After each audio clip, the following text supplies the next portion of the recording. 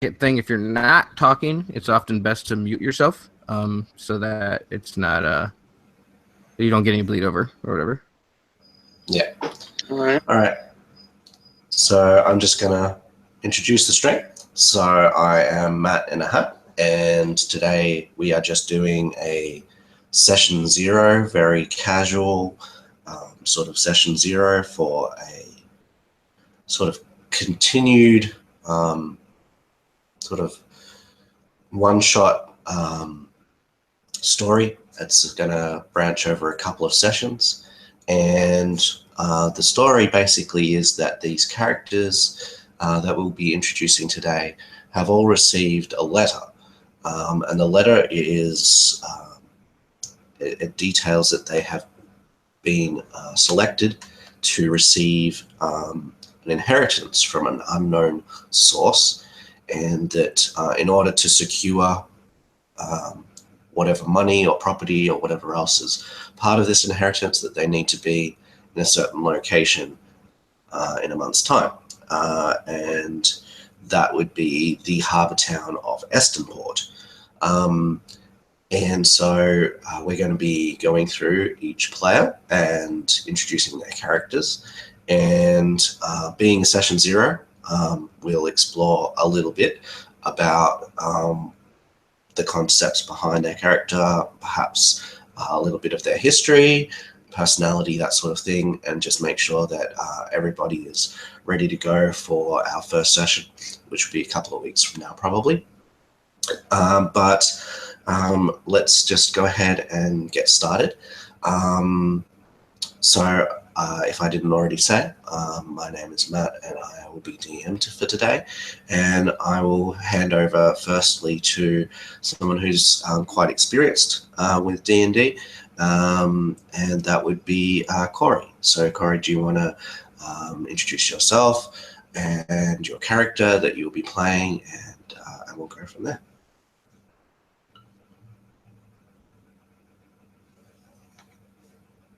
Absolutely. Yeah, my name is Corey. I play a lot. I've played extensively with Matt and many other people along the OSG. Today I'll be playing Zook Garrick. He's a rock gnome. Sir. Should be fun. I'll have a picture here ready in about 2 or 3 minutes, so you guys will have an image of what he looks like. But he should be fun. He's a very free spirit little guy that loves to work and tinker on things, and he owns a shop in the town that he comes from. You know what I mean? And he fixes. He's got a little fix it up shop. He's always aspired though to be better than he is. He sees that big castle that's at the the back of the town that he lives in, and he always wants to be in that castle for some reason. Tries to find any reason to get there. We'll go from there. He's got a very interesting weapon that he brings with him. All right. Thank you for that. I will go over now to Emily.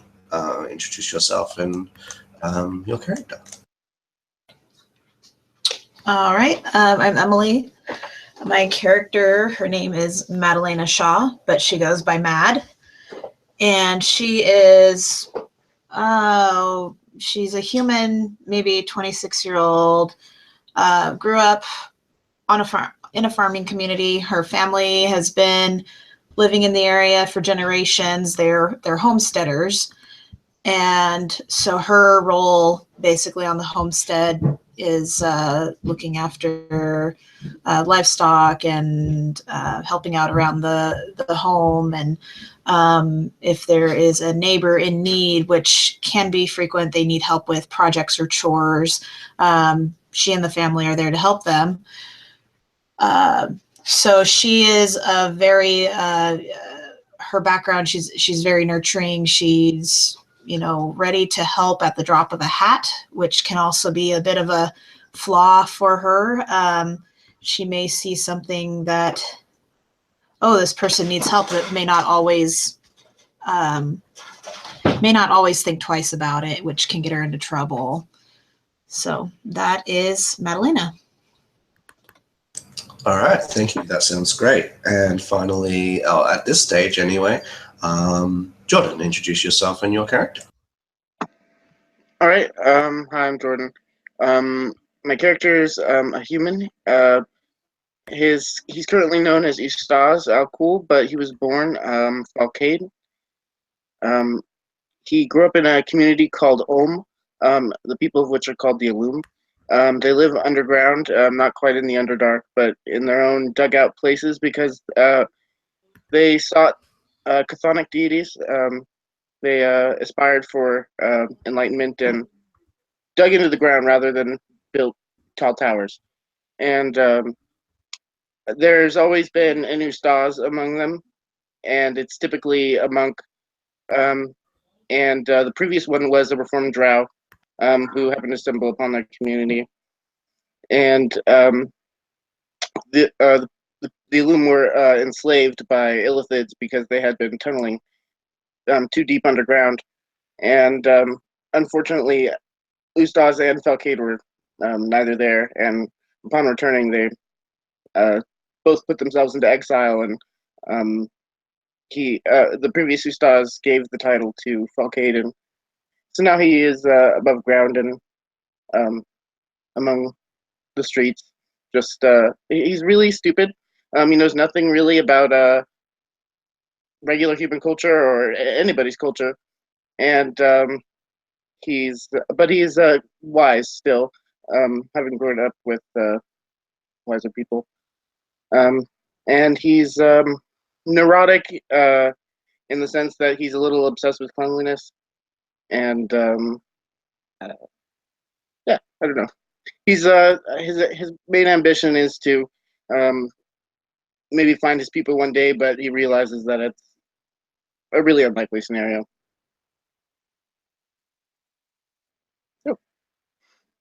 Great. No, that's awesome. Okay, and so yeah, you're a monk. Okay, awesome. So we have an artificer and a ranger and a monk. Mary will be joining us as soon as she gets home from work, and she will introduce her character then. And the final, we have two other people that will hopefully be playing. One of them, Liam, I'm not sure what he's playing at this point. I can tell you, he's going to be a Dragonborn paladin. Okay. Dragonborn paladin. He's hoping he could pick a fairy dragon somehow as his. I mean, if he could have the traits of a fairy dragon, if that doesn't impede gameplay at all in any way. I am sure that will be fine. It's just a fun kind of game, so we're not going to be rules lawyers here. So should be fine. Sounds pretty cool. So that's not a problem. And we'll also have one of my own friends, Chloe. She's going to be playing a druid, a wood elf druid, who comes from a noble family amongst wood elves. But she wouldn't tell anyone this, but her family is under some sort of curse. She knows about it. Her character knows a little bit about it.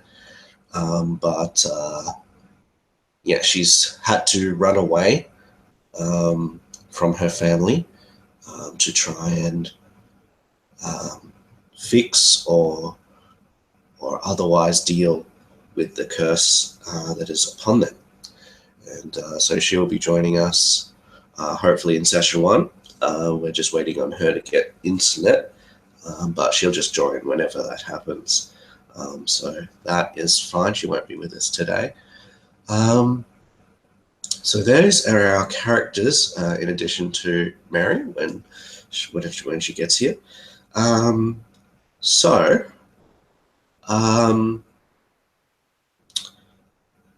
Corey, you say that you own a fix-it-up shop.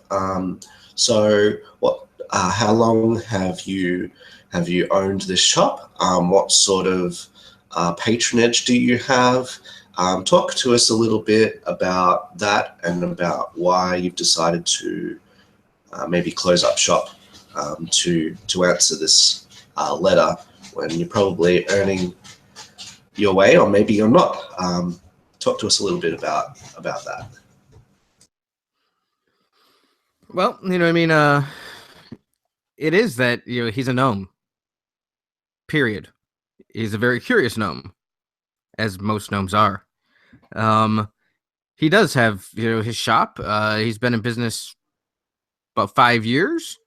He's an elf, and I'm sorry, he's a gnome on the younger side. But he definitely took to this to repairing things and tinkering on things and coming up with strange little devices. I mean, it's he just loves working with his hands. The reason that he really followed, and and he is doing okay for himself. I mean, he survives. It's he's by no means a rich man, but he does strive to be that. I mean, that's his thing. He wants to change his stars per se. And he knows he's very helpful to the village. He's well respected. People like him. That's not an issue in any way, shape, or form. He got this letter, and the name doesn't very much strike him. It's like, I don't know why this person would have an inheritance for me. And his gnomish curiosity is really what's pushing him towards her. I mean, it's just So it's just a curiosity, 100%. Just reiterating then, the letter that you've got is signed by the actual executor of the will, not the person whose will it is. In fact, the letter doesn't even disclose whose will it is. Basically, it says that you've gotten an inheritance and that this executor, it's his job to try and fulfill the letter of the law and give you what is written. But you don't know any more than that. So right, which would feed his curiosity even more. Curiosity, like who could this be? Like you have no idea. All right. Well, thank you for that. So you've owned this fix-it-up shop for 5 years, and establishing this business probably wasn't difficult for you because people in the town already knew what you could do, and so you kind of already had a bit of a line of business, I guess. Yep, absolutely. And so that was something, and I imagine that you would hire yourself out to go to people's homes and tinker around. You wouldn't necessarily always be in your shop, so you would, I imagine, go and deal with whatever thing that they had an issue with in their own homes. Is that kind of how it works? Yeah. I mean, he certainly doesn't have an issue, helping out a friend. He doesn't have an issue helping out somebody that's not even his friend, as long as they pay him well. It's fixing wagon wheels and so on and so forth. It kind of started out like that, but then they noticed that he could make. The first thing he ever made was a little humanoid, almost looks like an ant, little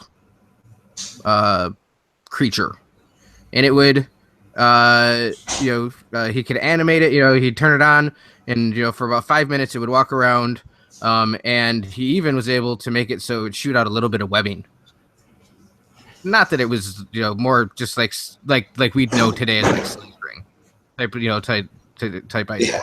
You know what I mean? But he so he entered that into his local fair, and everybody was so mystified by it. He got a massive amount of orders for that type of thing, anywhere from the spiders to he got into making little bear figures, any animal you wanted. He even started making little dragons that would your fire or whatever. So I mean, he got to do that, and then uh he he went on to knowing that he could fix almost anything. So he opened up Sparky's Emporium for the fixing of your stuff. It's very Awesome. wordy. Yeah, for the fixing of your stuff. All right. For the fixing of your stuff, yeah, it's great. Emporium for the fixing of your stuff. I'm just going to write this down. Yeah. That's a great He thinks line. that's very witty. Yeah.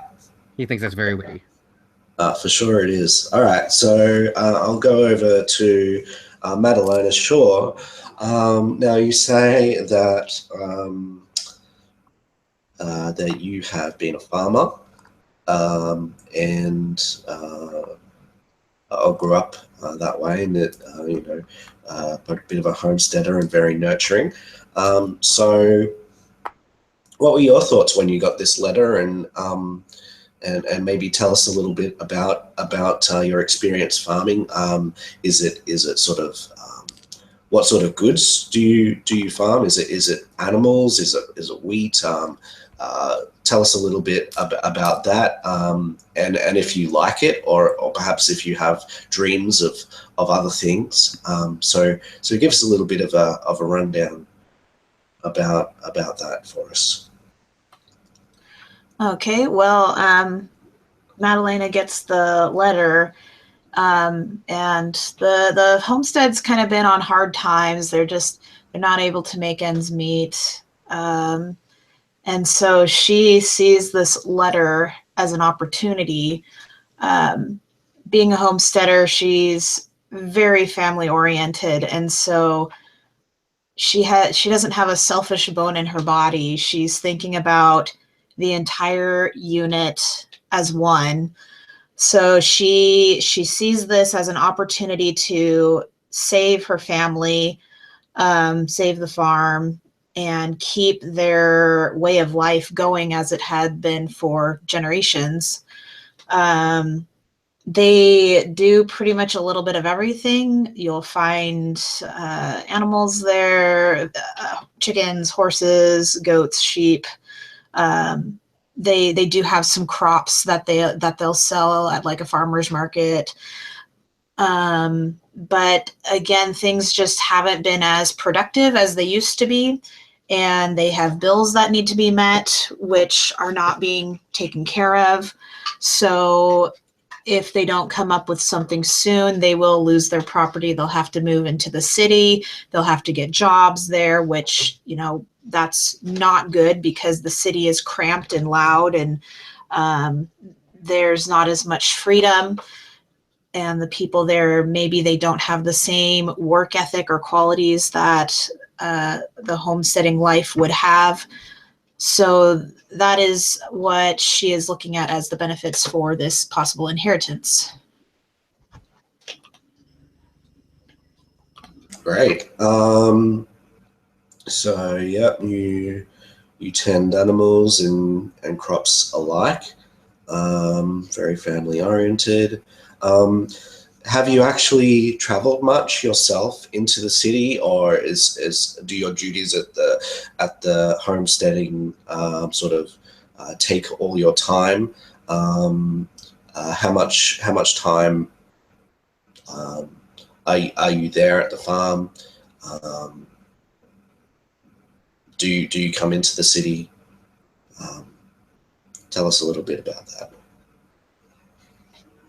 So the homesteading is a 24-hour job. She wakes up at the crack of dawn every morning and gets going with taking care of the animals, feeding the animals, watering fields, preparing meals throughout the day for family. So there isn't a whole lot of time where she would be off of the homestead. She does spend a lot of time at the house in particular, but she will kind of wander about the property. She loves nature. If she does need to go to the city, she kind of dreads it almost. There's two parts to it. One, there's the part where, okay, we're going to make a little bit of money. We're going to sell good food or produce that we have worked hard and nourished or nurtured to these people who need it. And then the flip side to that is, well, I really don't want to have to stay in the city, which, there may have been a time or two where a wagon wheel broke or, something happened and they were laid over a couple days, maybe a week, and having to camp on the outskirts of the city for several days and rely upon city, this, that, and the other thing. So those would have been some drawbacks in that aspect. So if she had a preference, she would definitely stay out in the country on the homestead, tending the land, being with nature. All right. One final question for you then. Who is taking over your responsibilities as you answer this letter that you've received? So she lives with family. There's brothers, sisters, mom, dad, maybe aunts, uncles, and other relatives.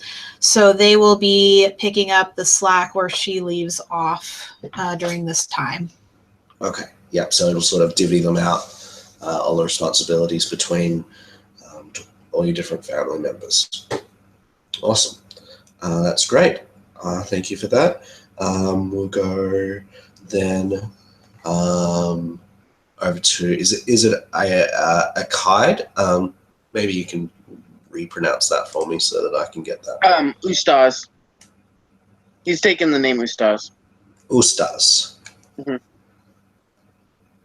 Ustaz. Okay. Sure. So I'm not sure if you said, so how long has Ustaz been above ground now? He's been in the city for about 3 months. Okay. Only acclimated a little bit, but he's surviving fine. All right. And did you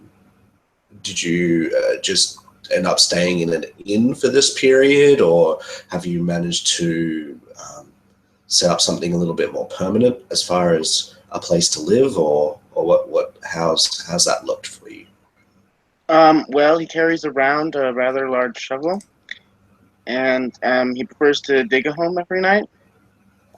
Usually like somewhere outside the city gates. He's much more comfortable sleeping in the ground, and walls a roof kind of freaks him out. Okay. All right. So you're going out. Do you think people have noticed you doing this? Are you a bit sneaky about it? Yeah, he definitely doesn't try to dig in front of anybody. I don't think anybody would have noticed. He's definitely acclimated to darkness, and yeah, he's just by nature a little sneaky. But in town, he's always quite. He cleans himself when he comes into town, but it does draw attention because he usually cleans himself in a fountain and gets himself kicked out or in worse trouble. All right. Okay, so you clean yourself in the fountain. That's cool. And in this time, have you managed to pick up any work or anything like that? How have you actually been paying your way? Um, he's done a little bit of bodyguard work, mostly escorting. No, I mean not super noble people, but richer people around, and generally just watching. Sometimes because people think he's a vagabond or something, they'll often pay him to like watch out for them while they do something illegal or something. So a lookout, sort of. Yeah, All right. yeah. He's not unscrupulous, but he's ignorant and doesn't really know what they're doing. All right. So I'm going to put you on the spot a little bit. So what is one job on this sort of more unscrupulous level that you've been involved with since you got here? What did it involve, and how did you feel about it?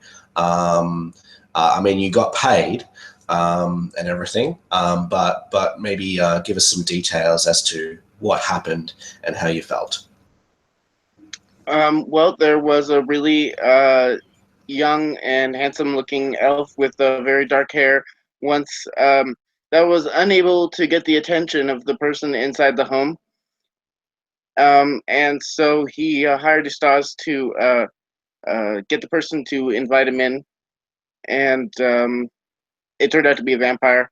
And he also paid him for his silence, and Ustaz knew that he would have been killed if he said anything anyways. Um, and it was probably the first time that he realized that he couldn't trust everybody the way that he was used to trusting people. Um, Everybody in his old community was all seeking the same goal. They all had the same agenda, and he's just realizing that people are a lot less selfless than he is, most other people. All right. So is your character aware of what this vampire did after he was invited in, or did you just sort of see him go in, realize what he was, and get the heck out of there?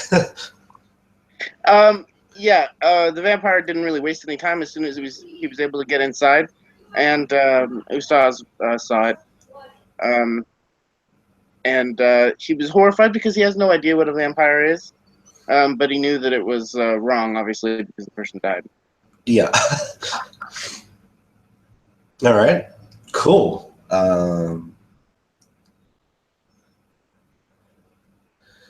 So have you been scared about perhaps meeting this vampire again, or are you quite confident in your own abilities? Yeah, he's definitely terrified of the vampire personally, and hasn't been in that neighborhood recently. You But sort of avoided the area. Yeah. yeah, he's the person was dressed very well and seemed to operate mostly in the daylight, so it was probably somebody who everybody thinks is a normal person. And so, yeah, he definitely is avoiding their wrath. All right. Awesome.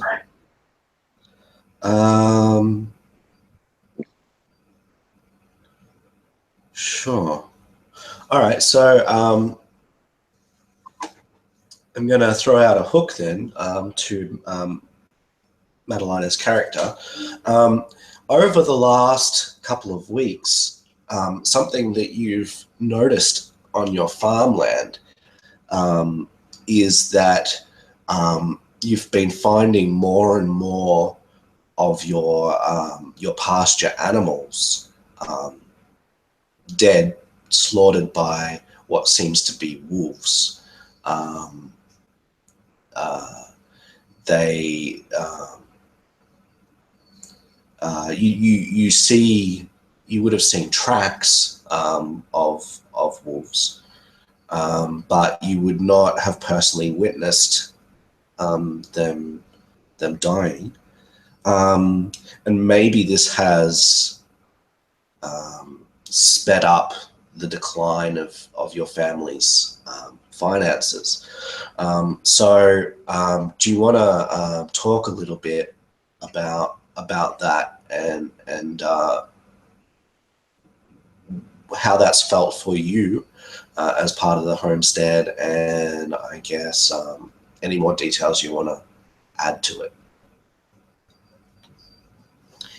So it was noticed right away because we're very vigilant about keeping track of our cattle, and we do have shepherds there, and it's, you know, we have about 300 head of cattle, but still the shepherds are good, and they can spot quickly if one of the animals are missing.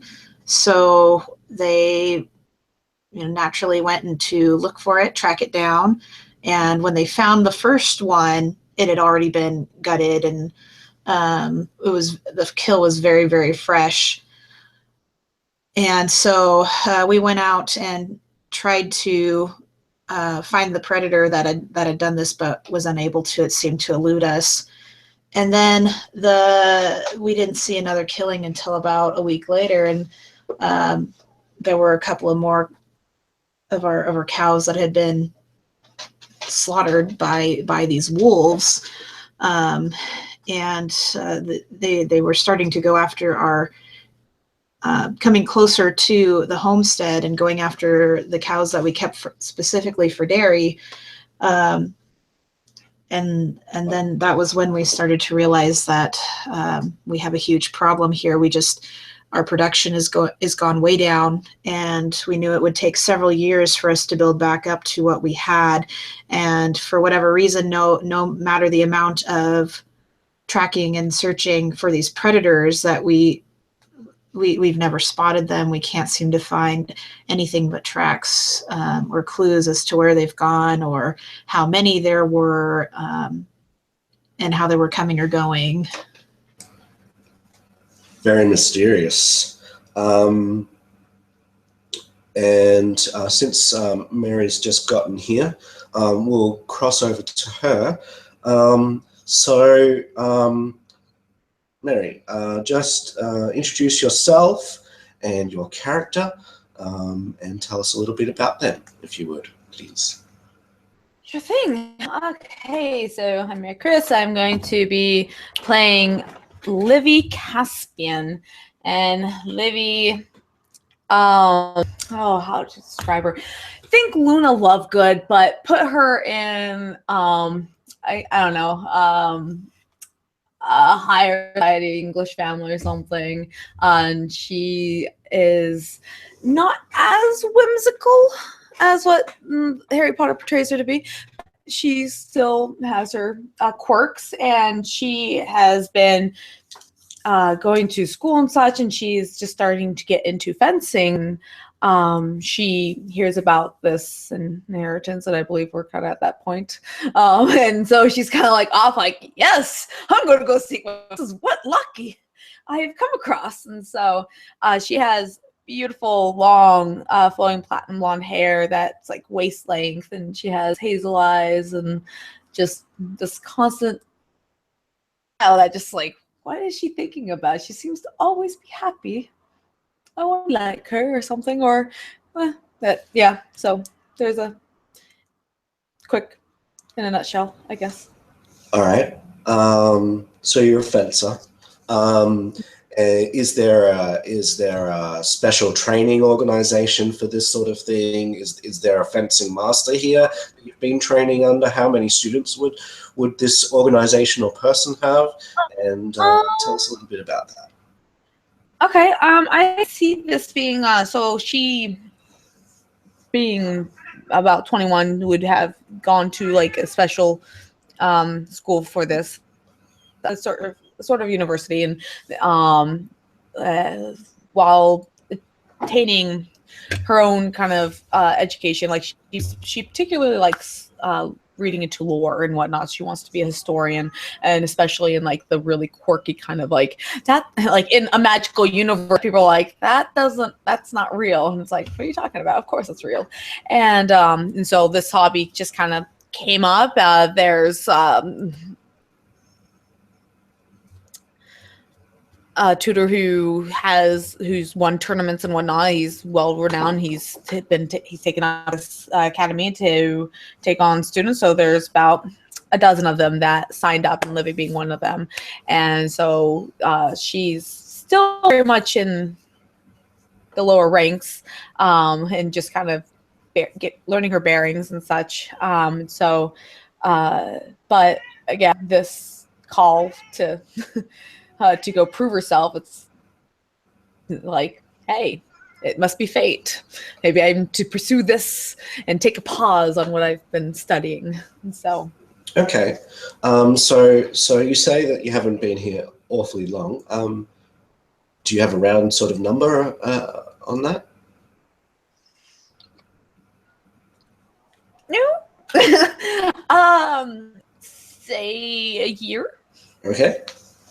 All right. Over the last 6 months or so, your tutor has split the dozen students into pairs that he believed were very well matched. And over that time, has drilled you in those pairs. A short amount of time ago, in the last couple of weeks, your fencing partner stopped coming. And this was very sudden. He or she, it's up to you,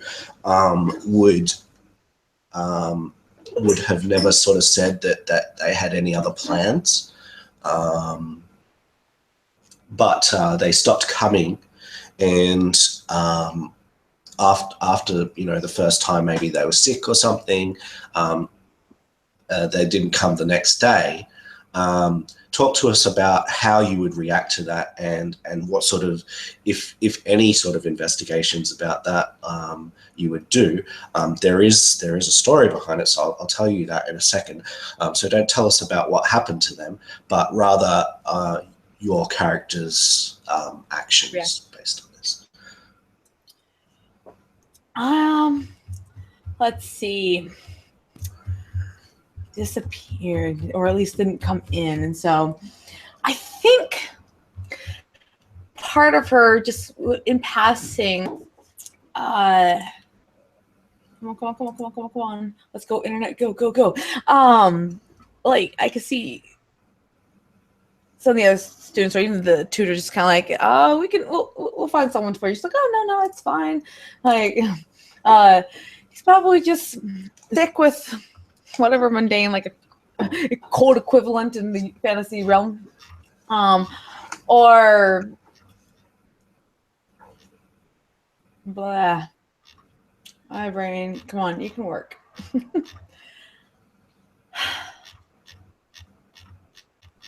I'm trying to find a particular name, and so that my head is not remembering. But yeah, she just brushed off like either he's sick with a cold, or perhaps, I've been noticing that it seems like people just kind of disappear here and there around me sometimes. I'm wondering if the school might just have like a case of these creatures, like just some BS kind of name, and where, right, I'll buy the cold part a whole lot more than this random creature that you just made up. So, yep, she's just. So there's this little bit of a history of people sort of not turning up or going missing or whatever, and you're like, well, maybe it's just Blair. Have these people shown up again? Like, and that's why you're like not really worried. Yeah. Where the idea that how I'm playing it is like the ones that she's kind of pulling into this, because she is so odd that there are certain people that are like, as to see her, kind of like, we're going to just avoid her kind of thing. So it's like, I don't know where they've been for a few days. Like either they're sick or just because, some people would just be like, we don't know how to handle her, and we don't really want to get a conversation because she's just going to go on some harebrained kind of, oh, I heard about this and it's so wonderful, and it's just like, shush. And so since she's not really getting the cues, they're just, well, we'll just avoid her. And so for her, it's like, yeah, I've noticed people have actually kind of gone missing lately. I haven't seen so-and-so for a while. And so I wonder if such and such creatures around, because they're known for just being tricksters and kidnapping people for a time and then returning them. Yeah.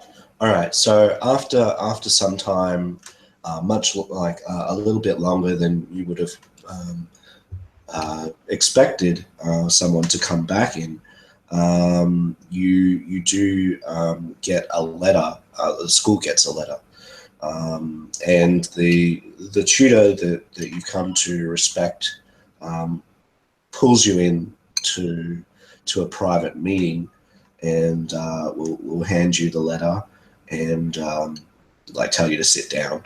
And so the letter details that it's a letter from your fencing partner's family, and it details how he was home one night, and he invited a stranger in, and it turned out that a couple of days later, when he hadn't sort of surfaced, that his family went to try and find him and see what was up, and they found him murdered and drained of all of his blood in his home.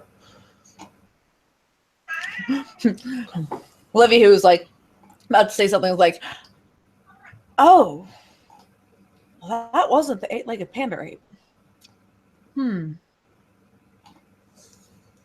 That's devastating. That's tragic." And she's like, now like in thought, like, what could do this? Well, there's vampires, and there's this creature, and there's that, and we might have something very interesting and very bad on our hands. But this is like going through her head kind of thoughts after making her, well, that certainly is not a eight-legged panda ape. Nope. Nope. They don't drain bodies of blood. No. So yeah, she's concerned, but she's also like trying to figure this puzzle out. Like, oh, my buddy died, but we're gonna figure out this mystery. All right. Something that you're aware of is that there's a certain artificer in town who's been a pillar of the community, who tinkers with things and makes all manner of interesting devices, and perhaps they might know something, and maybe they might have something that could find out about what happened, or something. And so you know that that the shop is called Sparky's Emporium for the fixing of your stuff. And do you want to explain when you go and have a bit of a byplay with the owner? I swear. You'll soon find out. Yeah, upon hearing this awful news, I'm kind of going to deep thought, and she just kind of slapped like, I need to go see someone. Please excuse me, and this person might be able to give out some answers. And so, yeah. In fact, if you want to come, you're welcome to. But I'll try and get back to you with any information I find out. But he has a way of knowing things sometimes, most of the time. Yep. And considering that my grandpa's not around, I can't really advise him. Like, that would take months trying to get one or two match. And so I will bid you adieu, and I am going to go do that real quick. Unless there's anything else you need me, or I'm very sorry about the news. It's dreadful, and hopefully we can find the. He'll say, yeah, hopefully we do. In the meantime, I put out a notice, and hopefully we'll have a new student soon. But I'll figure out a different training regime for you while we adjust to this loss. Mm-hmm. And yep, and she will bow out and probably walk down, her boots clicking along what I imagine would be tiled floors, probably out the door, down the street. All right, and what's there to anyone she recognizes? Her hair just flowing behind her and looking. I guess. All right. So what does the shop look like? Said owner of the shop. As you see, this Livy. this blonde character coming into the shop. What does she see around her? Well, what you'd see is that it is a almost forgettable building. The building itself isn't very exciting. It's kind of arched,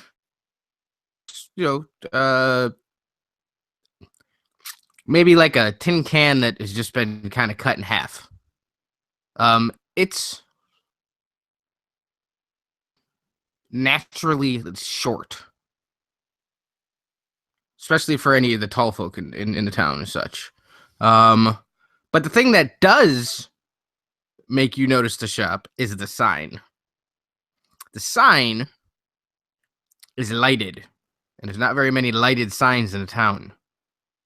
And every other word is a different color of lighting. This is something that he's also developed that is catching on a little bit. Most think it's just gaudy, and he's been asked to turn it off on more occasions than not. But he loves it. The mayor of the town, so on and so forth, has never come over personally and asked him to do it. So he just keeps turning it on every day.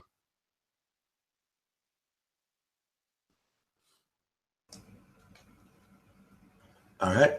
So have you been here before, Livy? And what are you going to say to the shop owner, who seems to be a gnome? Perhaps you guys have met. I don't know. It's totally up to you. Just go ahead and tell us about this particular meeting.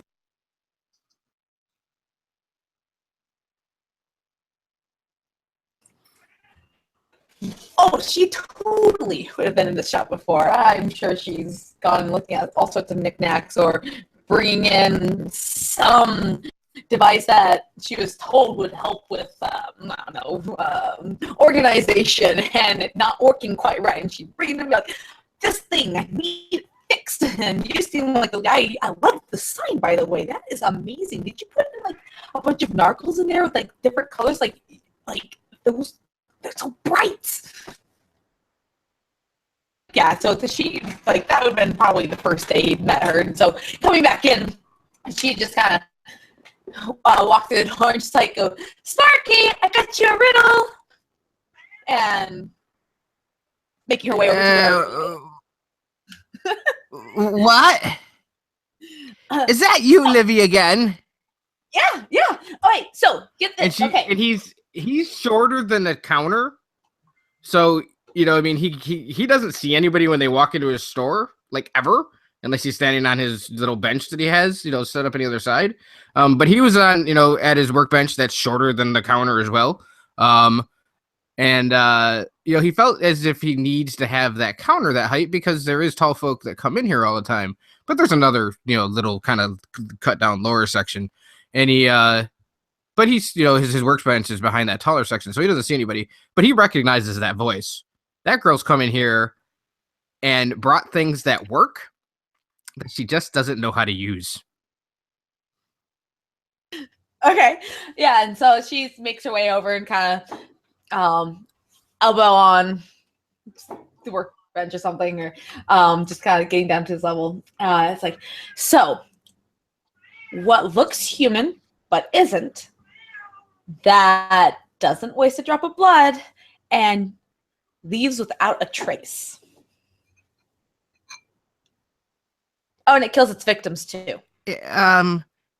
What is this? What is this? Some type of riddle or joke? Yeah. Well, not a joke. Riddle, yes, because Oh. so you see, my fencing partner, he's went missing. I thought he just got taken Ronald. by an 8-legged panda ape, and clearly he hasn't, because his parents had come in and they say that he's dead, and that blood was everywhere. Oh wait, I guess it. Wait! Stop! Ronald's dead. Is that his name? Sure. I haven't heard of that. He's dead. Yeah, well, that's the name I just made up for him. Thank You weren't doing it, so I did it for you. It's wait, little Ronnie. Oh my gosh. Are you being quite sorry? Are you being quite sorry? You're being quite serious right now. And he turns around and he's he's a little jovial gnome. Really? You seem kind of jokey. Have I ever not been? You're almost like a gnome sometimes. But tell Sparky, it's okay. I'll tell you what. If something so your riddle has to do with the cause. I'm very confused still, Olivia. You didn't tell me the whole story yet. And he sits there and he kind of just comes and stands on his little bench. Ronnie is dead. Sorry. He had gone missing. I know, it's so sad. But they say that there was blood everywhere, but none in his body. So he invited a stranger in. I'm thinking vampire, honestly, but then again, I don't know. It could be. I need to go find that darn lore book about all the demons and bloodmongers. But anyways, that's my first one. But I don't know. Oh, okay. I got enough now. And he walks over. And I'm purposely talking over you. You know what I mean? It's just like and he kind of walks off his little perch that he's come up to talk to you on, and walks over to his little library he has in a corner, and he goes, "Oh, I bet you're looking for the book of monsters and oddities. Is that correct?" Oh yes. As you go as you go to pick the book up, you hear a distinct squeaking sound and this from inside your walls. Inside the wall? Oh. Did you hear that, Livy? Well, yeah, it sounded like a bunch of Luxies running around.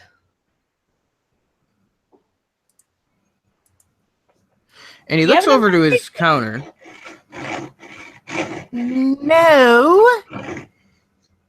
And he looks over to his counter to make sure that his latest little creation, which is a much more, by our sense, futuristic-looking little spider. It only has 4 limbs. It looks like nothing anybody's ever seen before. It's very, very high tech looking. I could get a picture of it if you guys want to see it. It's actually too high tech for this, but it's fun to have. But he looks over, and is his little construct there on the counter? Oh, sure, it's there. It got away once. It's inactive. Okay. And he knocks on the wall a couple times. Yeah, you just hear and it sort of fades away. As it's getting further away. Seem like it's going in a direction, either left or right, or does it seem like it may be going away from him? Like, because there's not much space to go away from him in theory. You know what I mean? We did a wall in the exterior of the building. Down. Maybe down. Oh. So then he stomps on the floor a couple of times. Okay. Any response? No, not really.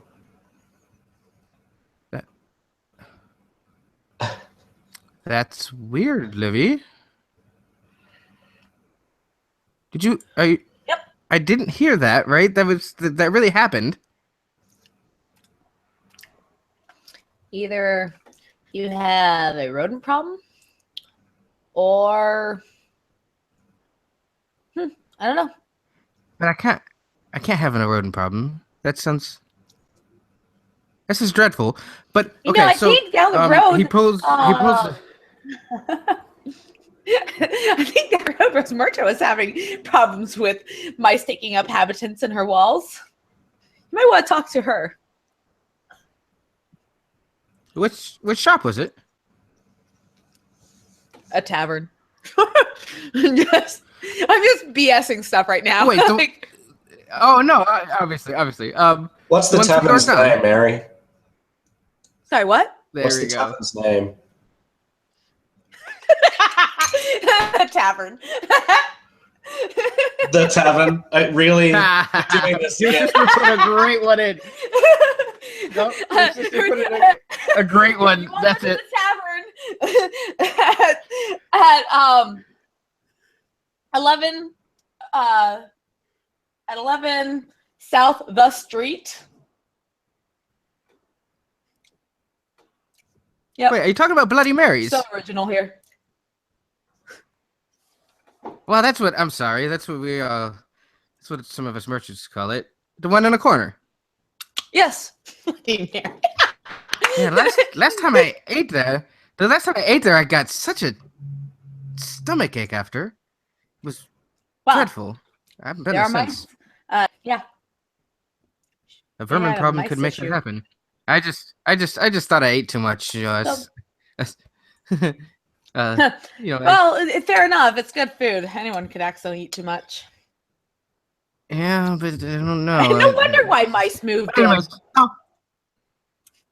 so he pulls the book off the shelf and he goes, and he doesn't think too heavily on it. You know, he's never heard, because this is the first time he's heard that noise. Is that correct, Matt? Yeah. Okay. If it's a rodent, maybe it did make its way in the wall. It realizes it's not a good place for it, and it took off. So, Right. you look, you need to say Or something. brownies. You have I've heard that there's some brownies starting to come into town too. Anyways, I'll stop derailing. It's wonderful. But yeah, so he takes the book off the shelf. It's half the size of him. And he goes ahead, picks it up and puts it on the counter with a thud. All right. So on the face of the book, there's probably a picture of various monsters, but there's a symbol which is of a chthonic deity, which is very prevalent in the center of the picture. Well, hi. Yeah, there is. Is it the same? Is it the same deities that would be normally, Matt? No, I'm being serious. It's just a chthonic deity. Okay. All right. So you're not asking me what it is. You're just saying there is one. There is one. Yeah. Right. I just want to make sure that it was okay. I just want to make sure it wasn't a question. So, all right. Well, he kind of rubs his hand over the top of it. It's kind of he just feels that when he looks inside this book, he needs as much help as he can because it's awful inside this book. So he opens it up. She hovers right over him. And he looks up quickly, and their noses are almost touching. Hi, Livy. What? You flip it? And he just pushes her forehead just a little bit. Remember that personal space thing we talked about last time? Oh, right. Sorry. The other side of him, still leaning, almost touching. And he blinks a couple times. Right, so I'm gonna cut away from your scene. But right. So okay, cut away for a scene. Wonderful. Yeah. So you guys job. are looking into the book and seeing what's in there. Meanwhile,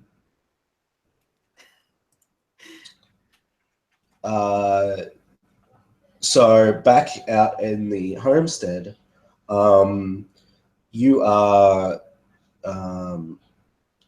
doing your rounds amongst the animals, and you see an animal in distress, and you see, and this is the first time that anyone in the family has seen what might be actually attacking these things. You see shadows in the bushes, but you also hear howls, and it's very clearly wolves. So one of your animals is in distress. The shepherd that is looking over this particular field is not too far away, but probably not in yelling distance. Probably on the top of a hill looking down in the other direction at most of the flock. So tell us about what you're going to do in this situation.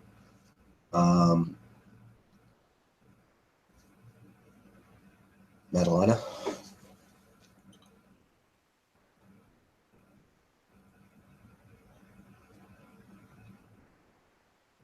Are you there? Are you muted?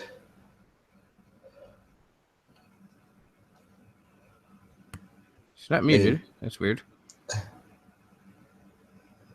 Okay, maybe she just walked away.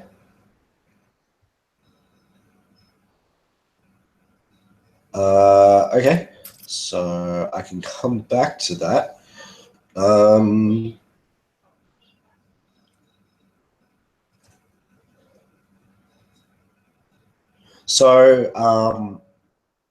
Ustaz, are you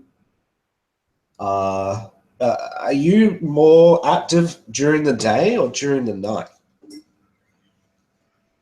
The night is preferable just because there are less people out. All right. So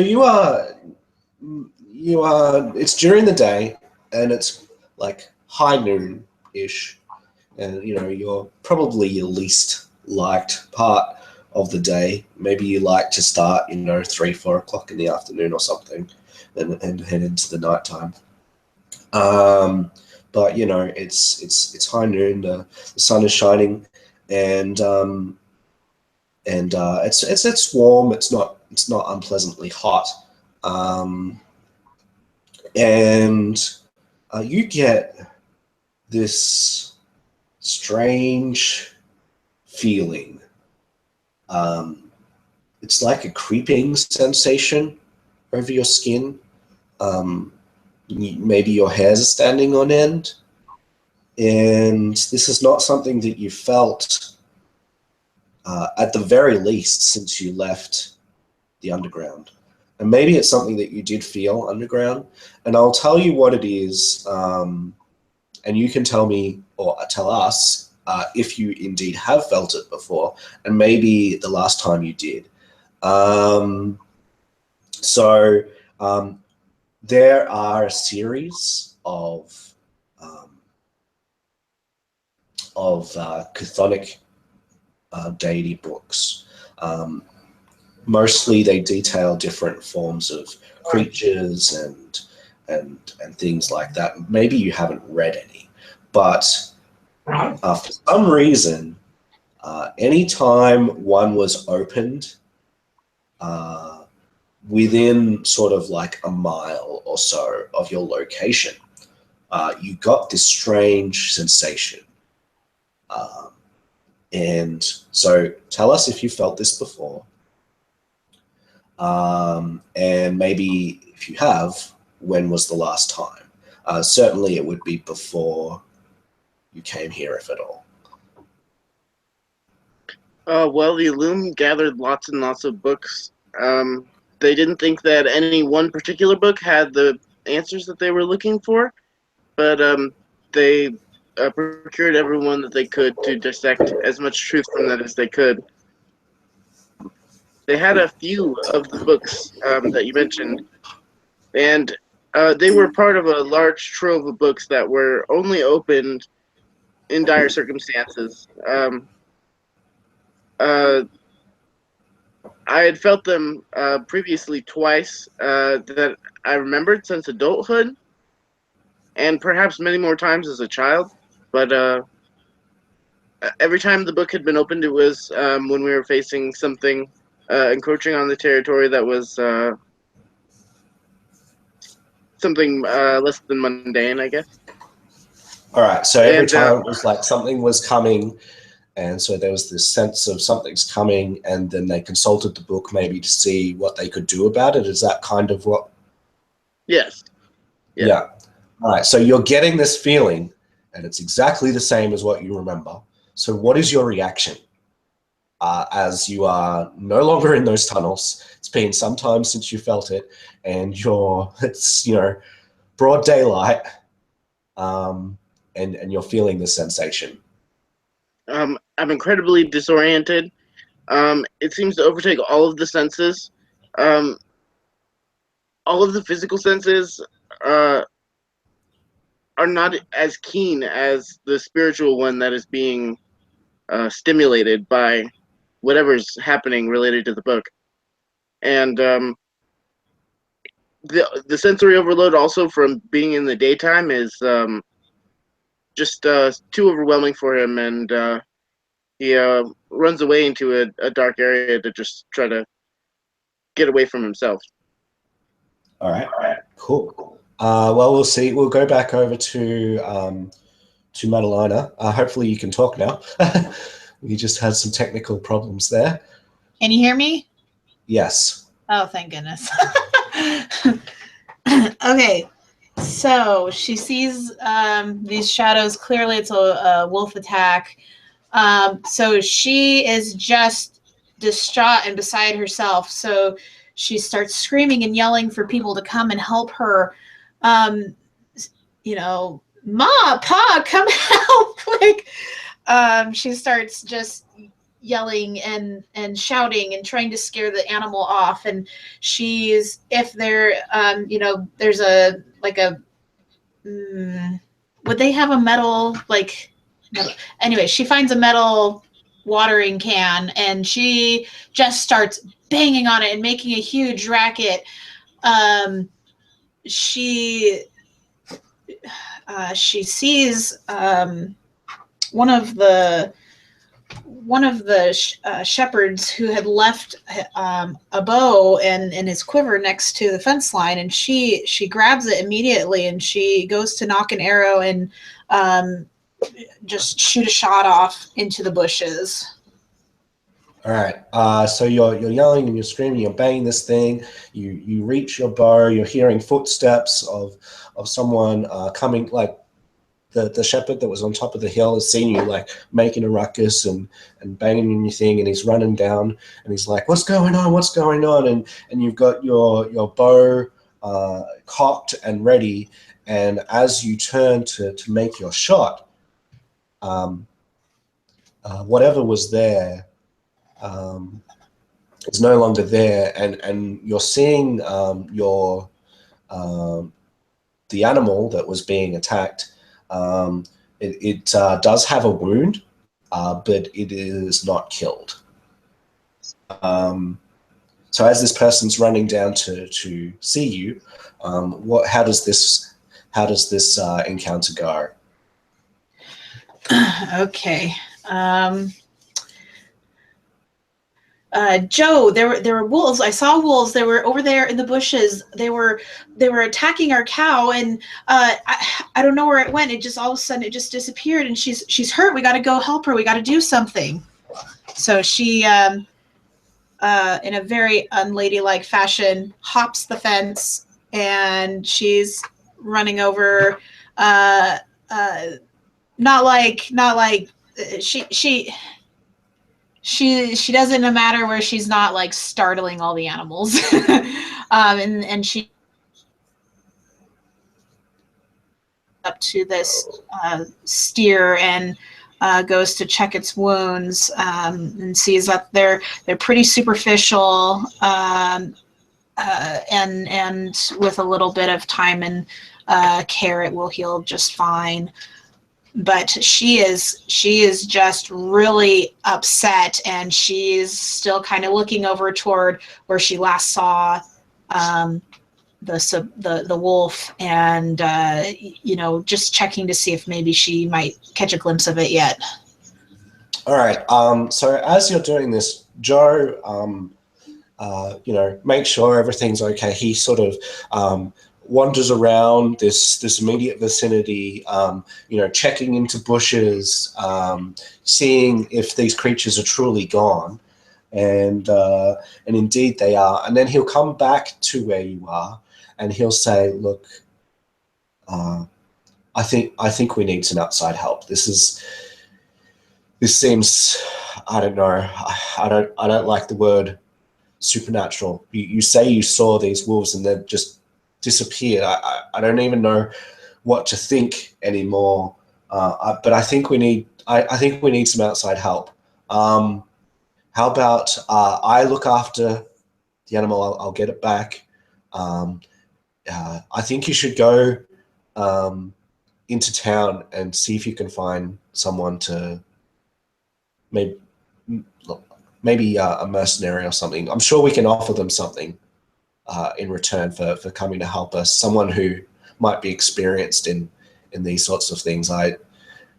In all my years, we've had wolf attacks before, and you know that, and they've not been anything like this. And he does look concerned. So as he says this, what is your reaction? Madeleine is a little taken aback. She kind of looks at him and says, "I know what I saw, Joe. I'm not crazy. That there was a wolf and it attacked this cow. I know what I saw." And you're right. We need to get some help. We can't afford to have any more attacks, and this has to stop. Agreed. And so he'll look after the animal, make sure it gets back. And so what is your process of getting ready for town, for a trip into town? She's gonna take the rest of the day to pack some provisions, some rations, and maybe a spare set of clothing. And she's going to tell her family what she's up to, what she's planning, where she's going, how long she plans on being there, and she'll write if something comes about. And so how far is it? How long is it going to take to get to the city? Don't make it more than like a full day's journey. It would be a half day's journey. Okay, beautiful. So she'll head out like first thing in the morning. All right. So we've got a night. So you'll prepare through the night. All right, back in the shop. So you guys are leafing through this book, and faster. Could you make me an intelligence check, either with investigation, history, even Arcana if you've got it. Any of those skills, intelligence skills that seem to make sense. Maybe nature. Yeah, I've got all three of them. So it's just pick one and roll for that for me. Now. For those that are on Roll20, Corey is an artificer, so it doesn't have that on Roll20, so it's just rolling dice. Nope. Yeah, so unfortunately I can't make a character on Roll20. So I'm just doing the old bones. So here we go. That is a. Oh, I know. What, Livy? It could be wait. What cycle is the moon in? Is it full moon? No. She'll go, oh, I know, it could be a Val moon. No, wait. Never mind. No, it's probably a good 2 weeks or so till the full moon. Yep. She's like, Yeah. never mind. It's just a. When Zook is, or Sparky, whatever you end up calling him, but when Sparky is thinking, he does that kind of head rubbing, like massaging his forehead thing, and he's leaned over the book with one arm, and he's doing that massaging his forehead thing. And when she starts talking, he just puts his fingers up because she's still very close to him, and just puts his fingers like right on her lips, and goes, "Your banter is. Let me just read here a moment, please, please." And he's so gracious with it. He just, he's trying to be the nicest person ever, but you just keep talking when he's trying to read it. No wonder why she thinks he's a reader. Yeah, and it's like, okay. And I got a 12. A 12. Yeah. All right. So you find a couple of entries, right? So you find an entry for a sturge. A sturge is a type of mosquito-like creature that is a bit bigger, but it's a demon, and it tends to drain blood. You find obviously vampires, and so you find that, and you find also. Maybe you can determine it. One other entry about a creature that also drains blood. So there's 3 in total. Do you have an idea of what the third one might be, just off the top of your head? Name anything, it's fine. I would say it was. I think that he kind of feels that, and then but he looks up. He goes, "Livy, did you hear if the body was mutilated, or was it just drained?" Just drained. Okay, well that puts that out. See, then it's not a lichen. Like, maybe it could be a vampire, but it's like they didn't find any bites, and then I was thinking, right, but it could also be a sturgis, and she he opens the book and shows her in there. But it also could be any of those around lately. Yeah, they're usually out in the woods. I said so right here. It's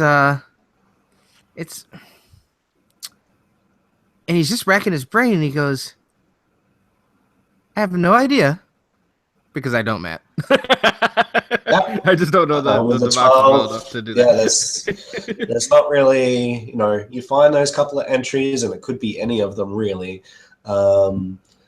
possibly, but you're not 100% sure. So you've got a couple of possibilities there to share with Livy here, but nothing solid. In either case, though, you could create a device to maybe glean more information, if you like. Yeah.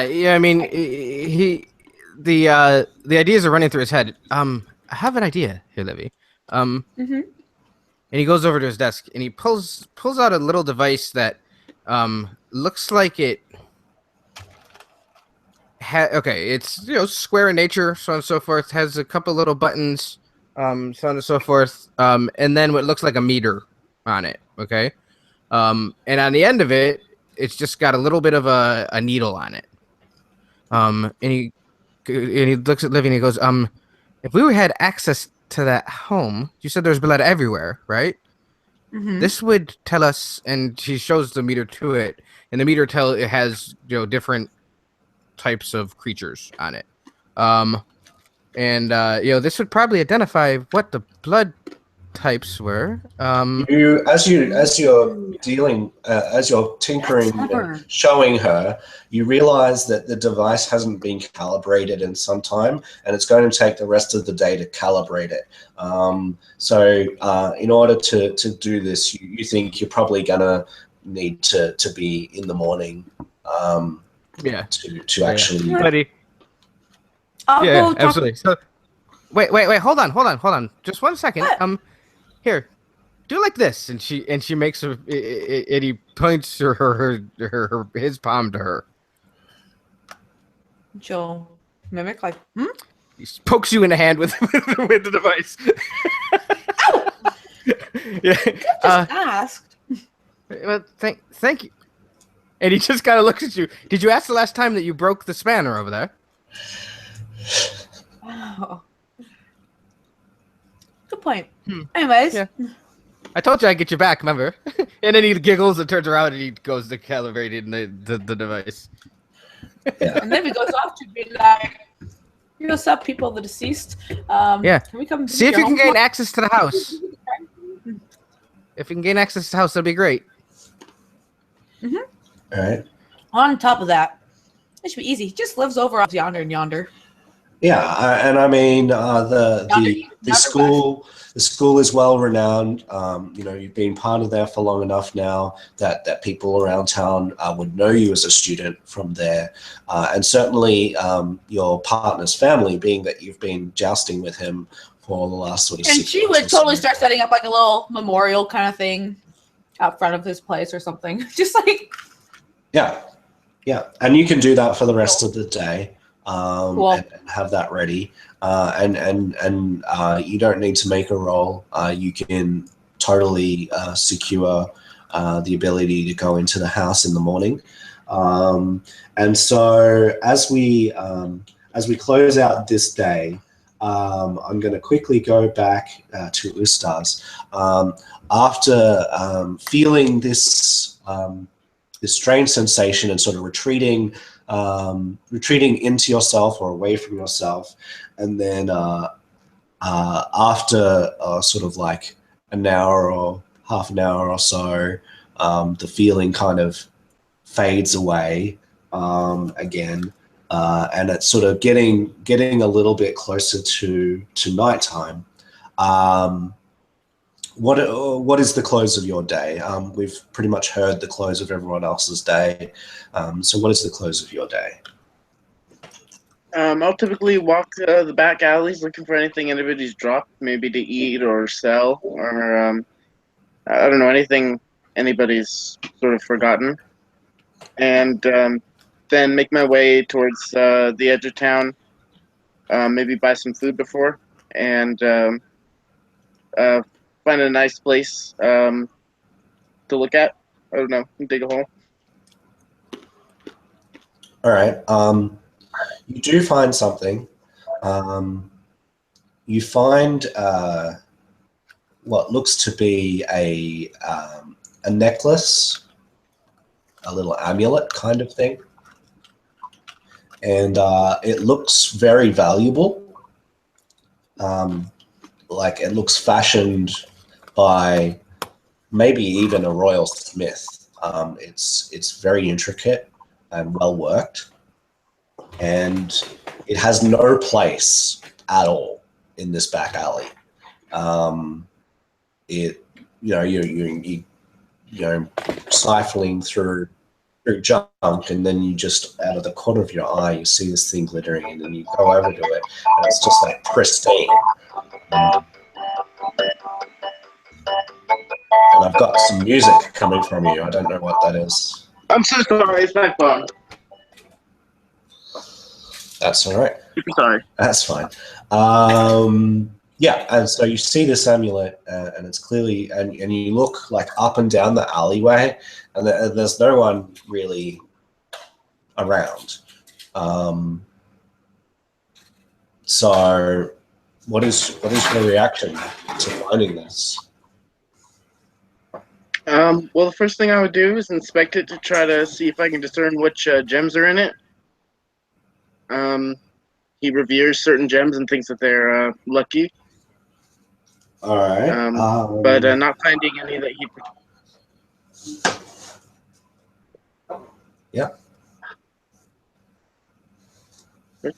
And I guess he'd take it to a fence that he knows, somebody who he can sell stolen property to.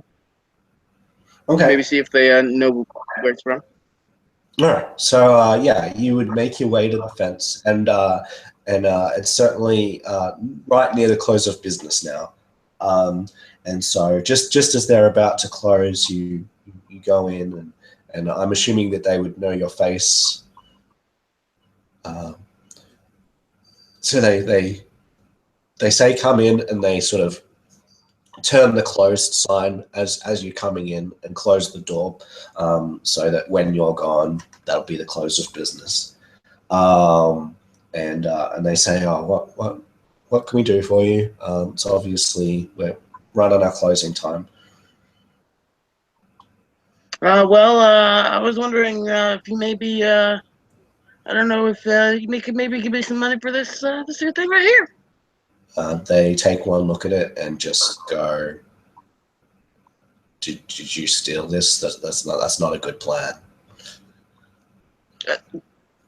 No, I found it where I live. It was just there. You found it. Right. They clearly do not believe you, right? You know, they're like, okay, you perchance you found it randomly. What? Yeah, I have really good luck. It is our duty. You've been you've made us a bit of money. We appreciate that. So we just need to say that this is not really something that we would deal with.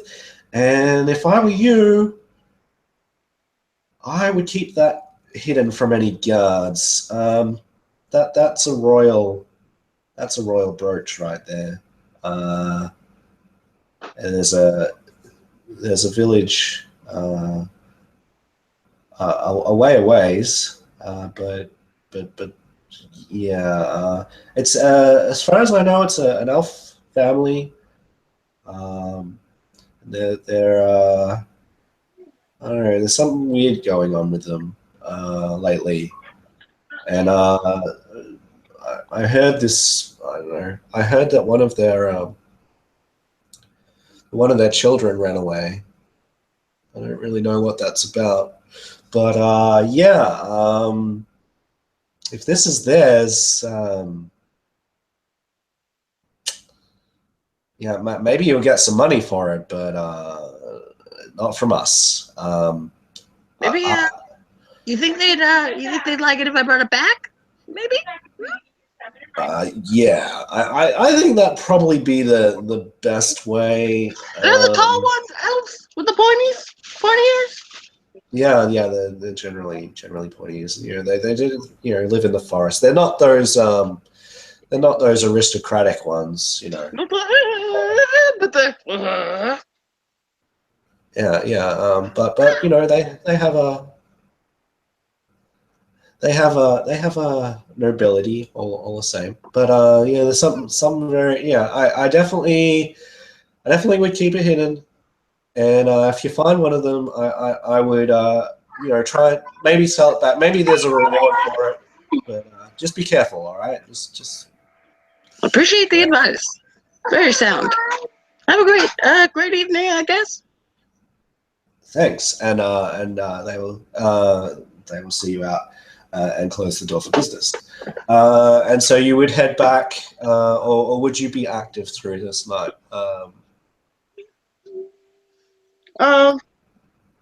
Probably look around for a few more hours. All right. Just try to get as much as you can carry on as person.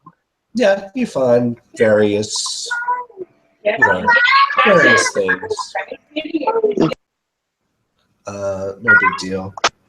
Standard stuff. And so we come to the morning. Now, we'll keep the session fairly short. So I'll finish in about 20 minutes or so, or maybe even sooner. So as we're starting on this day, you know that that the caravan will soon be here in the town. That's known from your letter. Maybe it's today, maybe it's tomorrow. I don't mind. Probably tomorrow now. And you've got the day to do whatever you want. So quickly, let's go over each person about what this next day looks like. So let's go first to Madalena. Obviously, you travel.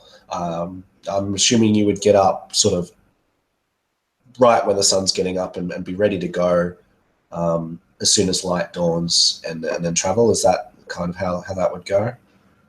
Yes, she is like crack of dawn. She's not waiting around for anything.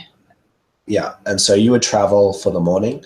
So let me just get the mornings for the other characters, and then we'll resolve what happens with you. So you don't find, there's nothing unusual about your journey. So no badness there, and it's a fairly pleasant trip. It's a pleasant day. So the morning for All Stars, would you just be sleeping the morning off? Sorry, are you talking to me? Yeah. Yeah, I would definitely sleep until the sun gotten higher, so I didn't have to wait as much of the day. All right, so you're just sleeping that off. So Livy, I'm assuming you gain access to this house. She would have woken up, realized, oh yeah, I probably should pack a little bit, do a little bit of that, grab a little bite to eat as she goes off, collect Sparky, and it's like, what? I got the keys, let's go. Sparky? Maybe knock on the door first before trying to, she can open up and enter on her own. All right. Yeah. Is Sparky ready to do his thing and come with her to this house? Absolutely. He knew that he wasn't going to be opening the store this morning, so the door is closed and locked. And the open sign, has not been turned. He hears the knock at the door, goes over, looks out the window, sees it's her. As you Goes, open the door and are ready to do your thing, you do hear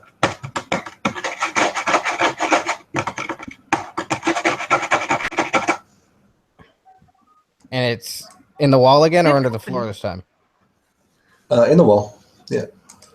In the wall. Can I roll an investigation on that? See if I can kind of. No, I've heard it twice. Yeah. What is that one? Oh, that one's much better. That's 16. Yeah. You poke around and you find some rat feces.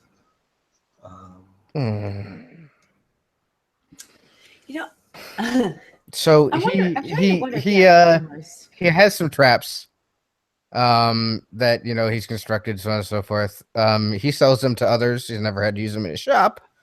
But he sets a couple of traps, gets himself together, and looks at her and goes, I guess you're right. The vermin maybe might be here as well. I hate being wrong. But it's did you gain access? Borrows the key. Ooh, nice. Yep. I kind of scan. Like, who'd want to sleep now, in a yeah. place when How someone's died in she's it? human, right? Yes. Okay. I How had to tall think is she? for a moment. She is 5'8". 5'8". Okay, yeah. So he's way shorter than he is. That's why I was like brilliant for how he's reading over a book and she's just like hovering right over him, like whoop. Yeah. Perfectly. But so he's 2 feet shorter than 2 feet and an inch shorter than she is. So he kind of gets himself up. He picks up his pack. And he looks inside of it. And he goes, "Oh, I'm gonna make you soon. I can't wait. I'm making a bag of holding here very soon, Livy. This is gonna be. Ooh. I've almost got it perfected. It's going to be awesome. Right now, every time I put something in it, I can't ever find it. I just gotta get that returning thing to work. But okay, so yeah, there's gonna be a lot of stuff in there once I find out how to get it back. It's well, all right. Well, let's be off. And as he's walking next to her, he's got the little device in his hand again, and he just needs to check it one more time because he checked it on himself a whole bunch of times today. But it seems to be working, and it always reads gnome, so on and so forth. So he just kind of Pokes pokes her her again in the leg. Pokes her in the leg. Dude, can you give me some warning? You should. Now, what? For a I don't know what moment. you're talking about. For a moment, you do know what I'm talking about. For a moment, I thought And there he's was a and bee. he's holding something behind his back. He clearly. Yeah, like you can hide that. She's so like towering over him. Yeah.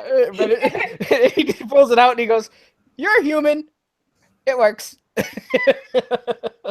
I hope you collected a bunch of All right, other well- samples. Just saying. No, just you and I. That's about it. Yes, and this way over towards yonder east. Yonder east. Oh, that's a beautiful street. I didn't know his family had so much money. Yep. That's wonderful. Well, let's be off. Either way, you know where it is. I've never been to the. there she goes, Toronto's off towards home. yonder. Yeah, and we make our way. All right, so you can gain access to the house. You can use your device. What you Whoa. find is that it's definitely not a sturge, and so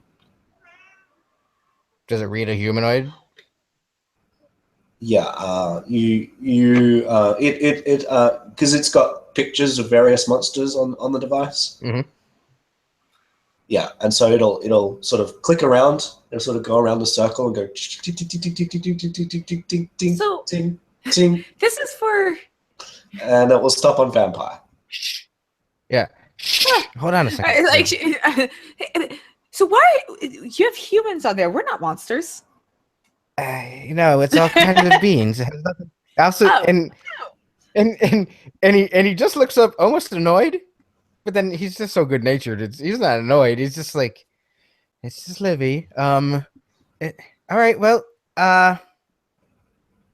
and when it goes click click click click, and that's when it does. It maybe makes like a ding noise, like even like an oven went off.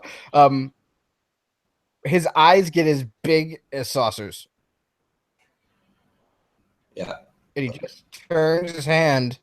I was and right. shows-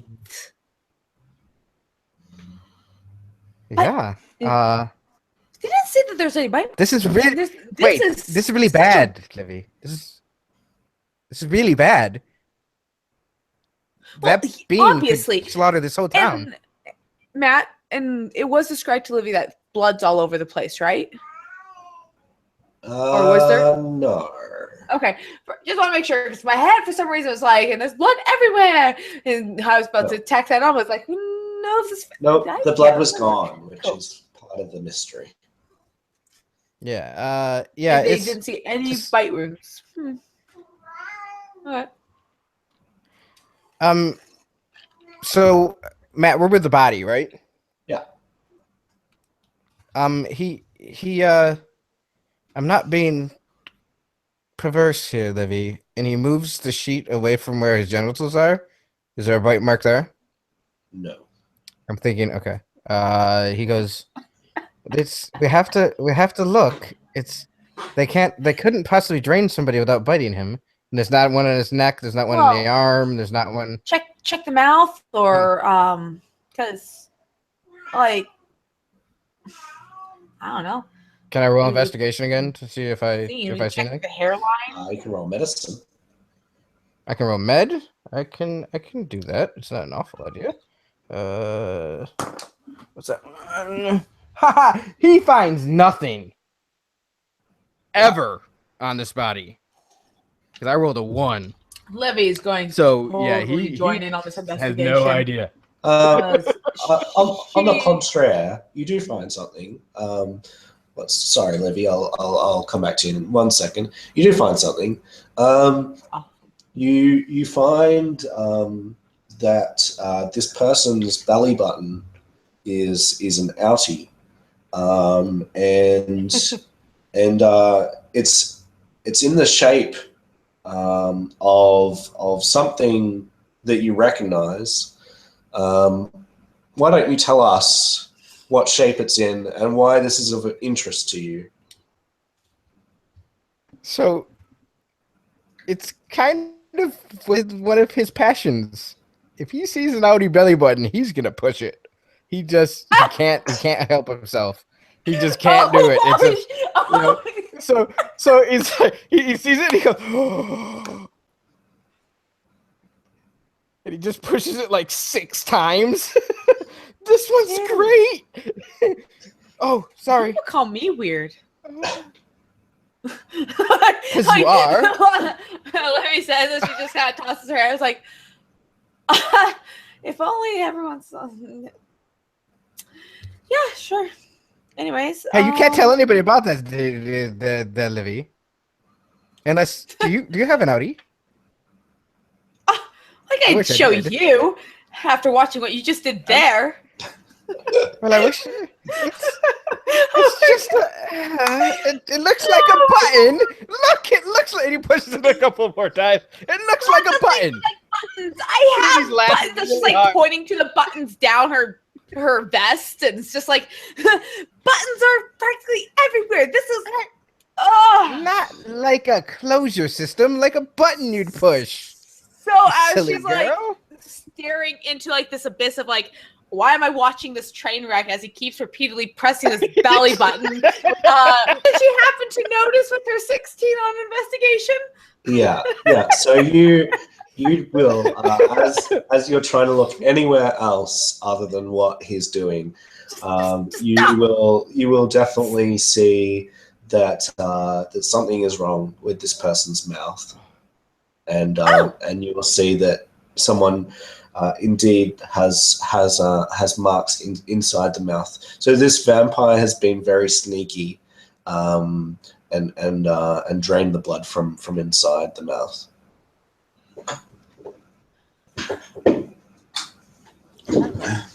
So I'm assuming that you point that out to after. Well, yeah, after it's kind of this like stop, Sparky, stop, go. And she just kind of does that, and she kind of goes up and like sees just like the smallest ridge on the little lemon, like kind of pulls down, and it's like I imagine just right there, probably in the very depths of the lip. Yeah, and he goes, oh wait, hold on. Marks. He found push his head. Yeah, push his head a little up, and I'll push the jaw down, and then he pulls out a spanner. It like looks like a wrench that clearly has been repaired. And he takes it and he just kind of pulls the tongue just a little, with the spanner because he doesn't want to touch inside that.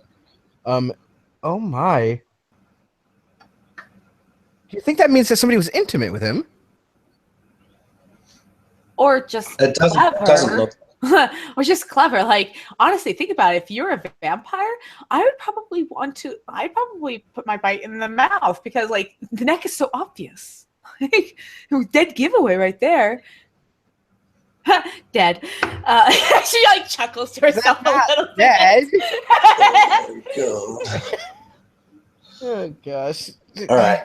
Right, so, and he lets go of the spanner and he puts his tongue back in the mouth and he closes the mouth and he goes, he pushes the belly button one more time and covers it up and pushes it into the however they're housing the body. you've discovered that it's definitely a vampire, that it's been very sneaky, and yeah, so that's been successful. So you, I'm assuming you just leave. Yeah, but also we need to go talk to the head guard, the head medical staff person, healer. Just because they need to come take a look I don't at this. really have time for that today. Well, we need to know it because we can't just go around being like, by the way, people, if you have a stranger, I have a place I have to be. I have a place I have to be today. Me too. But we can't just. No, it's tomorrow. It's tomorrow that you need. Okay. Oh, it's tomorrow. Okay. Fine. Well, we can't spend a lot of time because I have a very busy, very important thing I have to do tomorrow. Very important. Don't worry, I got some packing I have to do today. But the morning's still young. Come on, let's just go. Wait. Packing for what? Are you leaving I'm town? going on a trip. Yes, I am. I have been summoned, and so I'm off to go visit this person. I Summoned? have a caravan that I'm What do you heading mean out by with summoned? tomorrow morning. I was also summoned, Libby. What do you mean? Oh, yeah. Are you to Well, be guarding a caravan? yeah. I'll be joining in. Does the caravan master have a name? No, Uh, there's not been a name, no. yeah. I'm I'm going with going on. Henderson on his. I beat you to it. I'm going with Henderson in his caravan. I love it. Love it. It's All right. yeah. But yeah, Well, I was summoned okay. by Ted E. Matthews. Apparently, I am an applicant for an inheritance, and talk about lucky there. As am I. Really? Oh, this is mighty fortunate. Wait, my grandpa, I'm supposed to be part dryad, according to my grandpa. I've never met my grandma, but he says she's a dryad.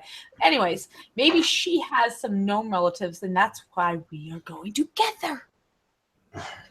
All right, so I need you to wrap And he it shakes up. his head, and you can just see in his face he hopes not. You know what I mean? They're funny, like long relatives. Wow. Right. So I you guess if you guys, Like really, closely really think called. about it, we're all related in some degree. Like, honestly. Fine. And we, go off in a day. yeah, Beautiful. Because we yeah. can go So on this you would be forever. able to Sorry, Emily. report the issue and all of that, and have all of Libby that. starts putting up flyers around town. Do you have a stranger who wants to make out with you? Say no. It could be a vampire. Just like something really awkward like that. All right, Campus. Madalena, you are coming into town. There's some people, there's some guards that are putting up these strange posters with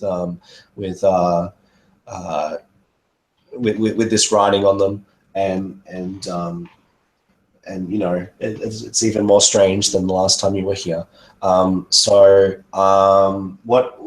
What is your course of action? What is your plan as you're coming into town? So, go ahead. As she's getting closer to town, she's just kind of like she feels this kind of dread building up in her, but at the same time, there's her her purpose, her driving purpose. So she's kind of comes up to the gates with her head down, and then she kind of looks up and sees the guards putting the signs up and reads it, and she's just kind of like, what? That is just the oddest. Okay. And she heads into town, or the city. So there is a well-renowned mercenary guild kind of thing, where people from very experienced mercenaries to very inexperienced mercenaries, but you would know that's the place to be. But at the same time as you're heading there, I've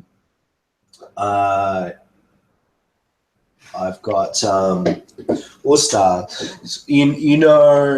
As you wake up and what's not, you have a look at the items that you did pick up, and you realize that there's not really as much here as what you were hoping for, and you think to yourself, I think that I'm going to need a little bit more money coming in if I can't palm off this amulet, and you know that the most reliable source of income is the Mercenaries Guild, and you've done work for them before. And so is it okay if I take you there at the same time? Cool. Just to wrap us up, so you and you get there just before Madalena does, and you front up and you say, "Have you got any jobs?" And they sort of look through the paperwork, and they sort of they shake their heads and they say, "Look, I'm really sorry, but right now we're there's not a lot going on."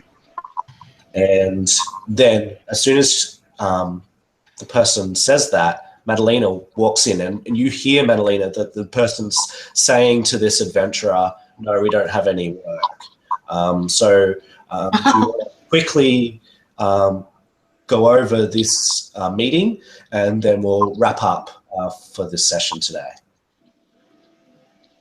So Madalena's just kind of like just pleading, like, please, I need some help. Won't anyone help me? And she admits that she doesn't have a lot of money. So you know, she's been turned down by a couple of the seasoned mercenaries who, you know, they're looking for a decent piece of gold. They have no time to waste on me. So she is just like, not frantic, but, you know, almost on the verge of tears, looking for someone who will listen to her plea. Couldn't help hearing you had a problem with wolves. Yes, my farm, all of our cows, they're being attacked, and my home, we're all, I mean, I just don't know what to do, and no one's helping me. Well, I've smacked a wolf on the head like 6 times, so I can help you. She kind of show me where they are. It's fun. She kind of looks at him a little bit dumbfounded, because he's the first person that's offered to help her. And she says, but what is your fear? I mean, I have a little bit of money, but not as much as these other gentlemen are asking. I mean, I'd be willing to help in any. I mean, to give you what I can, but I just don't have a lot of money. Well, something that you I don't need a notice whole lot, but I'm sorry. Is that this character that you're talking to does not look like a local, right? So he would you say that is a little bit more pale because he's been underground most of his life? Yeah, absolutely. Yeah. So white is a shame. yeah, something that you notice would be that he's quite a lot more pale than most of the people in the town, and so you would pick up that maybe this person's not from around here, and maybe might be bought at a cheaper rate. Are you feeling well, sir? I'm fine. I'm a little dirty, but I'm fine. She kind of internally thinks, okay, how can I maybe? Let's see. Did you make those clothes? She kind of looks down, and she has on like it's kind of a blue dress with a white long sleeve shirt underneath, and she says, no, actually my mother is very good with sewing, and she actually made it for me. But yes, we make all of our own things on the homestead. Now, well, if you could just give me a little money and some clothes, I could help you. My clothes are from my childhood, and they smell pretty bad. Okay,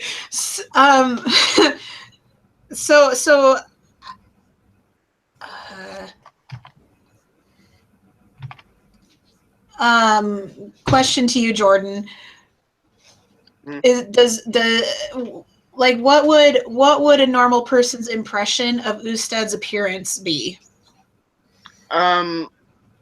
He doesn't know that people wash their clothes. He thinks they kind of just wear the same clothes or like get new ones, and so he's very disheveled, and they would assume he's homeless, which he is, but I don't know. He's very earnest. And Ace's ignorance is endearing. Okay. So Madalena, she has a very generous heart. She looks at you and she says, my name is Madalena Shaw. You can call me Mad for short. Everyone at the homestead calls me Mad. You know, I would be very helpful of any help that you can offer. And while I don't have a lot of money, I'm sure my family would be happy to feed you, clothe you. You could even use our wash house. It's not much, but it's certainly a wash house for sure. What's a wash house? She kind of sniffs a little bit, trying not to be like rude or anything, but the stench is starting to offend her a little bit. And so she gives that offer of clothes and food and you even shelter in a place in one of the barn areas. That would be great. But can I sleep outside instead? But it may not be very safe. I mean, there's these wolves that have been attacking, and I wouldn't want them to kill you. Well, I got a big stick. Okay. So she accepts. All right. Wonderful. All right. So you guys are doing that, and pretty much how the others find out about this is that the cleric of the town, the main person that people come to report, bad stuff, will be in here. So both characters, Zook and Livy, will sort of wander in and see him and report that to the cleric, and the cleric will have overheard the talk between these two, and will say that vampires living in an area sometimes means that wolf populations rise, and so he will say that he will pay any shortfalls if you go with this farmer here, and help out with those wolves, because they're probably linked. So will you guys accept these guys' help and vice versa, and that? Yeah, so you guys can all meet, and the cleric will sort of be part of that, and so that's where we'll leave off for the session, where you guys have basically just been introduced. These wolves are probably part of something going on with this vampire, and so hopefully you've enjoyed the session. Obviously, this has just been session 0, getting you guys together. You've got enough time to do a few things in town, but the caravan is arriving tomorrow. It doesn't leave tomorrow, but it's arriving, and so maybe meeting them and whatever else we can do. So thank you all for playing. It's been a pleasure to meet your characters and to have you guys as players. And hopefully you've enjoyed it, and we'll have a quick chat when I start the broadcast. But until next time, we will say goodbye for now. So thank you all. Bye. Yeah, very fun. Matt, Bye. you've been See you awesome. next time.